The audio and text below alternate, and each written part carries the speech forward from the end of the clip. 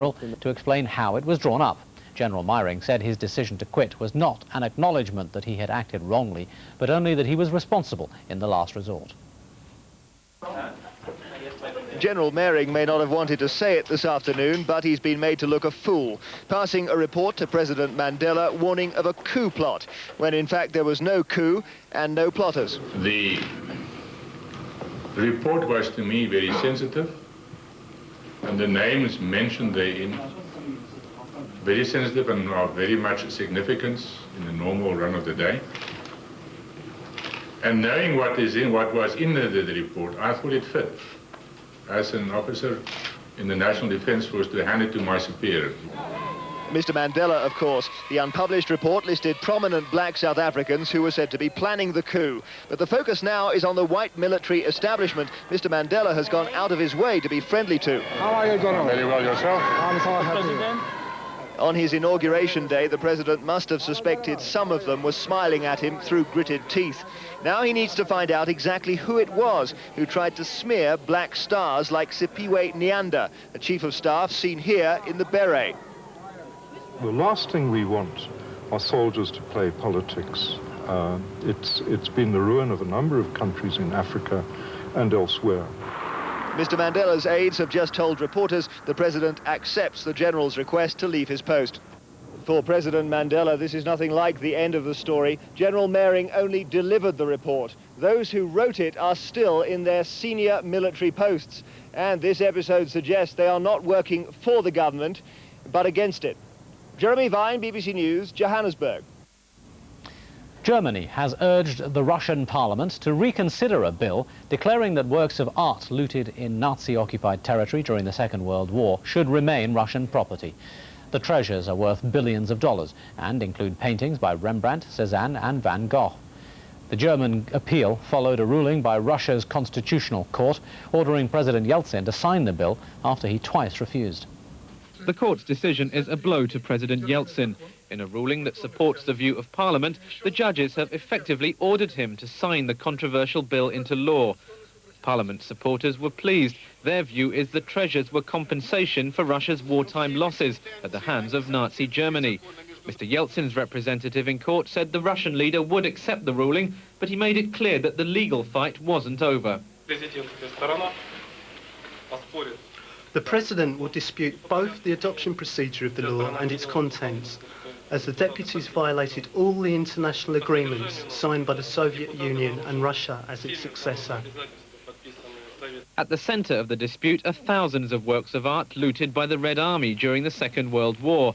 There are paintings from European masters and famous collections of jewellery. Most were kept under lock and key in Soviet vaults for many years, only recently going on display. Now this trophy art has become a sensitive issue in international politics. Most of the treasures were taken from German soil, and President Yeltsin's veto was prompted by fears of damaging Russia's relations with Germany. The court's ruling has drawn a cautious response from the German government, but it does appear to have sealed the fate of an estimated $65 billion worth of art.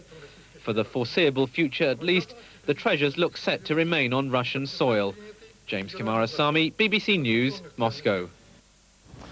A spokesman at Mission Control for Russia's Mir space station has denied reports of an engine failure during a spacewalk. Russian news agencies had reported that Mission Control ordered 2 cosmonauts to cut short their spacewalk after one of the station's motors ran out of fuel. But the spokesman said the cosmonauts had successfully completed the repairs to a solar panel, but they abandoned a second repair after running out of time. More than 2 million... Just in the 50s and early 60s. Put on goggles or face away from the target area.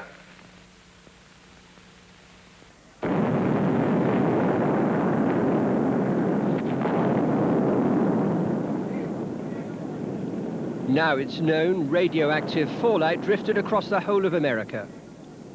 Yes, the Cold War's history, but America and Russia each retain 10,000 nuclear weapons.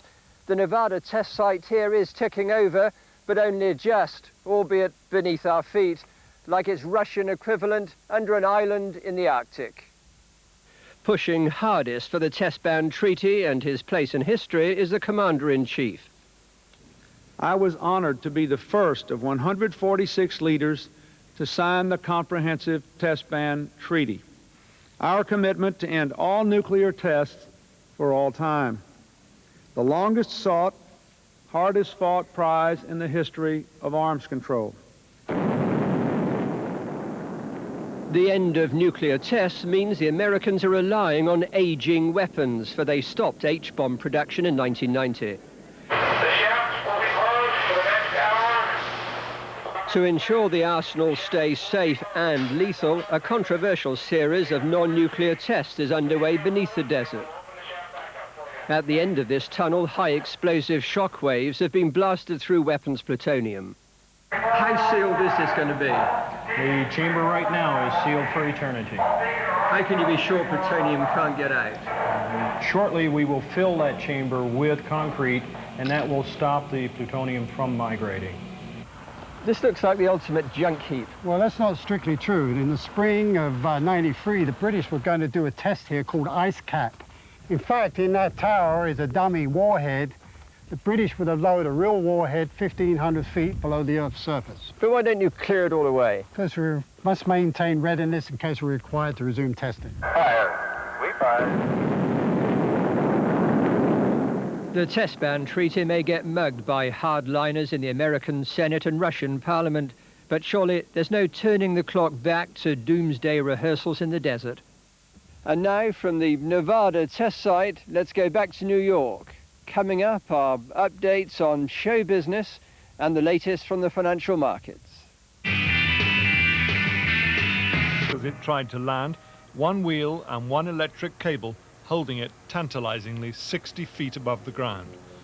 The pilot, Mike Warren, was trapped inside, conscious and unhurt, hardly daring to move, if ever a man's life was hanging by a thread. Fire crews had rushed to help, but there's nothing in the training manual on how to deal with this. They improvised with cranes and ropes, first trying to secure the aircraft in case the cable should break or the wind should blow. Then they got a rope around Mike Warren himself. After 4 hours hanging upside down inside his cockpit, he needed no encouragement to gently inch his way towards safety. Just for a sigh of relief just to be down out of that thing hanging 40 feet in the air. So maybe a little thankful. Very much. This was one very relieved and very lucky man. James Mates, News at 10 in the United States. And tonight's main headline again, there's now